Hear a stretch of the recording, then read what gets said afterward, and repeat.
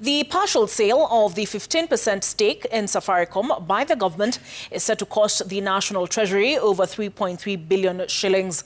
The funds will cater for the charges to transaction advisors and will be paid upon completion of the 244.2 billion shillings.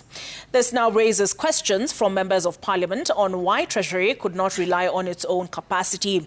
And as Jimmy Mbogoh reports, these are not the only charges the government will have to meet the transaction.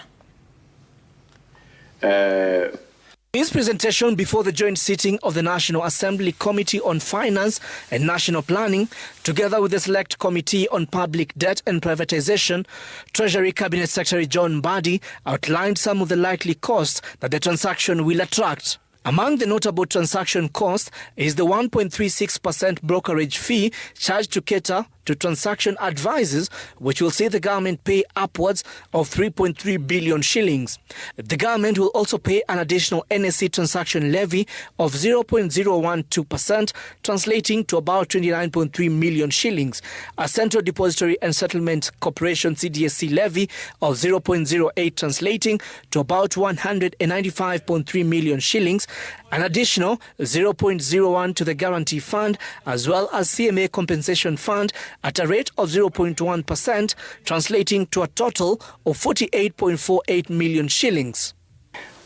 You have made it clear in your presentation that it was a negotiated sale between Government of Kenya and Vodacom.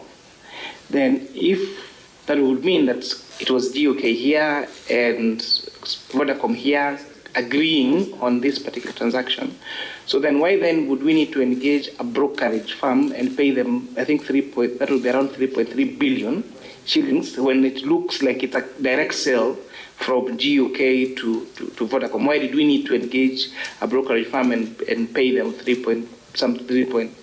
excess of 3 billion shillings?